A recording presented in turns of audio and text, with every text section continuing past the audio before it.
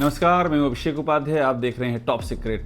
Top secret पर हमने आपको एक बड़ी खबर दिखाई थी कि किस तरह से योगी सरकार में कैबिनेट मंत्री आशीष पटेल के मंत्रालय में आरक्षण का बड़ा खेल हो गया है।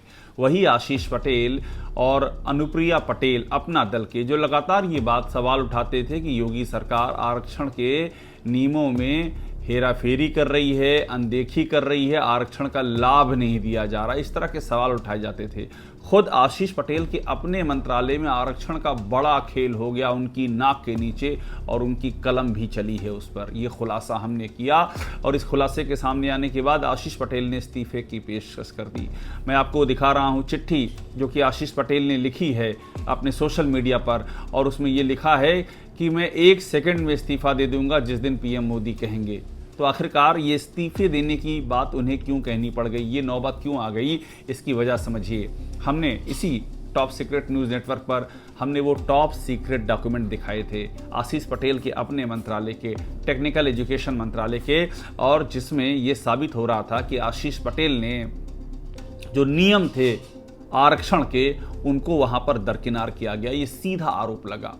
कहानी ये थी कि गवर्नमेंट के पॉलिटेक्निक कॉलेज होते हैं, आप जानते हैं प्रदेश के लगभग हर ज़िलों में ये पॉलिटेक्निक कॉलेज हैं, उसमें लेक्चरर होते हैं। उन लेक्चरर्स को प्रमोट करके सीधा एचओडी बना दिया गया।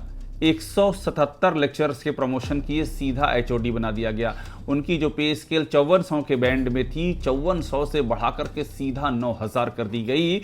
देश के इतिहास में शायद ऐसा कोई उदाहरण ढूंढे नहीं मिलेगा। जब ये हो गया तो इस पर हड़कंप मचा, कोहराम मचा।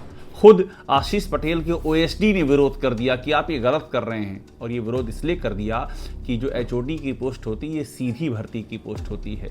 इसके लिए लोक सेवा आयोग, जो यूपी का लोक सेवा आयोग है, वो भर्ती करता है, और जब लोक सेवा आयोग भर्ती करेगा तो जाहिर सी बात है आरक्षण के नियम का भी पालन होगा। SC ST OBC सबको उनके रिजर्वेशन का हक मिलेगा। मगर इन सबको दरकिनार करके सीधा प्रमोट कर दिया गया, लेक्चरर से सीधा एचओडी, और 177। तो कोहराम मचा। हमने ओएसडी की खबर दिखाई आपको। ओएसडी ने चिट्ठी लिखी आशीष पटेल को कि मत कीजिए, वो नहीं माने, ओएसडी ने इस्तीफा दे दिया। हमने आपको इसी चैनल पे ओएसडी की बात सुनाई। हमने आपको जो संघ है गवर्नमेंट पॉलिटेक्निक में पढ़ाने वालों का, अप्लाइड साइंस संघ, उनके अध्यक्ष की बात सुनाई, गजेंद्र सिंह लोधी की। और हमने आपको एक और बात सुनाई हेमंत चौधरी की, जो आशीष पटेल के कभी सहयोगी रह चुके हैं। इन तीनों की बात सुनाई, और इन तीनों ने कहा ये बहुत ही गलत हो रहा है, ये नहीं होना चाहिए। आप सुनिए जो बात हमने कल सुनाई थी। बहुत बड़े मुद्दे की बात यह है कि इसमें किसी भी आरक्षण का पालन नहीं किया गया। अगर ये सारी भर्तियां आयोग के माध्यम से हुई होती तो आज सभी लोग, चाहे वो पिछड़ा हो या दलित हो, अतिदलित हो, उसको आरक्षण का लाभ मिलता। लेकिन आज इस 177 में बता दें कि कितने प्रतिशत आरक्षण लागू किए हैं।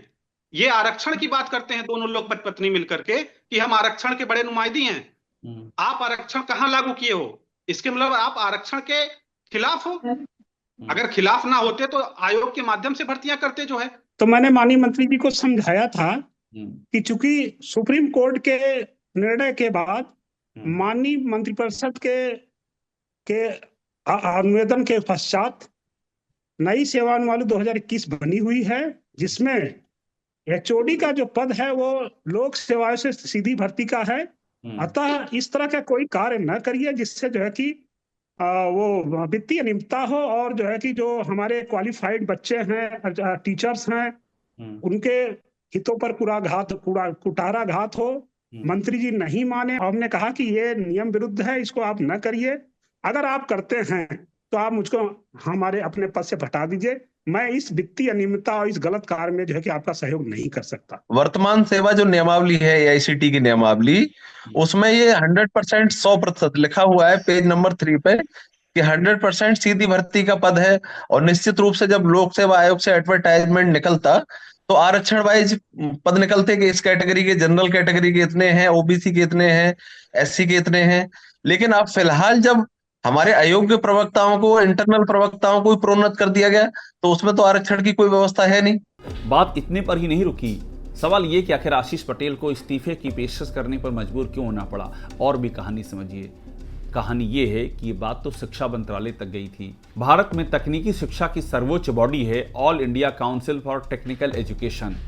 उसने बाकायदा ये कहा कि इस मामले में हमारे नोटिफिकेशन का पालन कीजिए। वो नोटिफिकेशन था साल 2019 का और उसमें साफ लिखा था कि एचओडी के पदों पर डायरेक्ट भर्ती होती है, डायरेक्ट।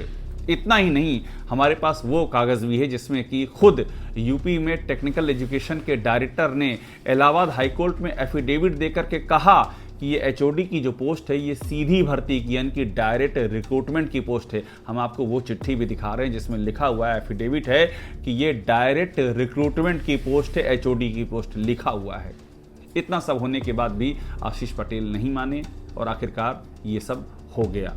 जब ये हो गया तो कोहराम मचा। खुद बीजेपी के विधायकों ने सवाल खड़े किए। बीजेपी की विधायक मीनाक्षी सिंह की हमने चिट्ठी दिखाई और मीनाक्षी सिंह ने बाकायदा चिट्ठी में योगी सरकार को ये लिखा कि ये बहुत ही गलत हुआ है।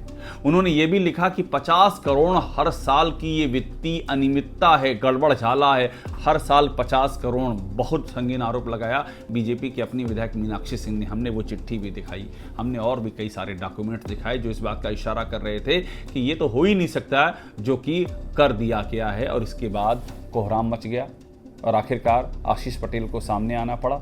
हमने हालांकि आशीष पटेल का वर्जन कल लिया था, हमने उनसे भी बात की थी और पूछा था कि आप क्या कर रहे हैं, तो उन्होंने अपनी सफाई में हमसे ये कहा था कि हम तो शैक्षिक कर्मियों का मनोबल बढ़ाने के लिए कर रहे हैं और हम इस पर कायम हैं। देखिए, कल भी हमने आपको दिखाई थी वो आशीष पटेल का बयान, आज फिर पढ़ा दे रहे हैं वो बयान। पॉलिटेक्निक में पढ़ने वाले बच्चे ग्रामीण पृष्ठभूमि से आते हैं, उनको अच्छी शिक्षा देने के लिए, शैक्षिक कर्मियों का मनोबल ऊंचा रखने के लिए हर आवश्यक निर्णय लिया जाएगा और मैं अपने निर्णय पर कायम हूं। लेकिन हमारी खबर सामने आने के बाद उनको इस्तीफे की पेशकश करने पर मजबूर हो जाना पड़ा। ये मामला लगातार गर्मा रहा है, बहुत सारे सवाल खड़े हो रहे हैं। सवाल इस बात के हैं कि आरक्षण के नियमों का पालन जो होना चाहिए था वो क्यों नहीं हुआ। सवाल इस बात के हैं कि जो 50 करोड़ प्रतिवर्ष की धांधली का आरोप लगा रही बीजेपी की अपनी विधायक, उसका क्या होगा, क्या उस पर कोई जांच होगी। और सवाल ये भी है कि आखिरकार जो नैतिकता है वो ऐसे मामलों में क्या कहती है। टॉप सीक्रेट पर लगातार इस खबर को दिखाते रहेंगे, इससे जुड़े हर पहलू आपके सामने रखेंगे। टॉप सीक्रेट को देखते रहिए, लाइक कीजिए, सब्सक्राइब कीजिए, बेल आइकन दबाइए। आपको वो सारी खबरें यहाँ मिलेंगी जो लीक से हटकर हैं और जो आपको सिर्फ यहीं मिलेंगी।